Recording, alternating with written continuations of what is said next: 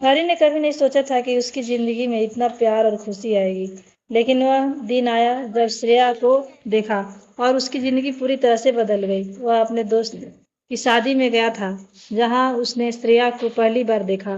वह बहुत ही सुंदर और आकर्षक थी, लेकिन उसकी आंखों में एक अजीब सी उदासी थी।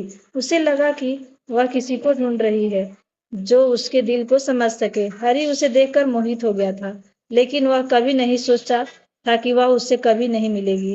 हरी और श्रेया एक दूसरे से बहुत प्यार करते थे, लेकिन उनके माता पिता इस शादी को मंजूर नहीं करते थे और दोनों परिवार को नाराज करके ये दोनों शादी नहीं करना चाहते थे।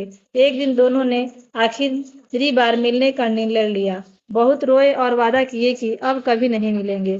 हरी ने श्रेया के तस्वीर को अपने पर्स में से निकाला। हरी ने श्रेया की तस्वीर बीच में से फाड़ा दिया। श्रेया की तस्वीर अपने पर्स में डाल ली। श्रेया रोते हुए पूछी, तुमने मेरी तस्वीर अपने पर्स में क्यों डाली? हरी बोला, ताकि मैं तुम्हारी तस्वीर देखकर उन दिनों को याद कर सकूं, मन भर सके मेरा। श्रेया के जाने के 1 महीने बाद बहुत दुखी था। एक दिन हरी ने घर में पार्टी रखी। ऑफिस में काम करने वाले दोस्तों ने पूछा कि पार्टी किस लिए रखी है। उसने कहा कि बहुत दिन हो गए थे, इसलिए बस पार्टी है। हरी ने इस पार्टी में अपने बचपन की दोस्त रीमा को भी बुलाया था। हरी ने कहा कि उसे ऑफिस के चक्कर में अपने दोस्तों के साथ समय बिताने का मौका नहीं मिलता है, इसलिए एक दिन एक छोटी सी पार्टी करने का विचार हुआ बस। लेकिन वह कहता है कि समय के साथ हर दर्द भर जाता है। हरी ने खुश रहना सीख लिया था। अब वह काफी खुश है। वह पूरी तरह से बदल गया था। वह काम पर जाता था, हंसता था और कुछ ऐसा करता था कि वह हमेशा खुश रहे। पार्टी में सभी ने बहुत मजे किए।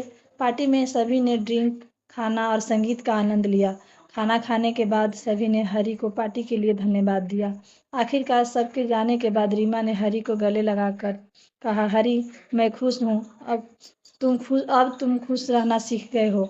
हमेशा ऐसा ही खुश रहना। रीमा के जाने के बाद हरी ने अपने पर्स से श्रेया का तस्वीर निकाली और देखते हुए कहा, happy birthday Shreya, I love you. तुम जहाँ भी रहो, भगवान तुम्हें हमेशा खुश रखे। Thanks for watching. Please like and subscribe my YouTube channel Ramita कहानियाँ। Please support me.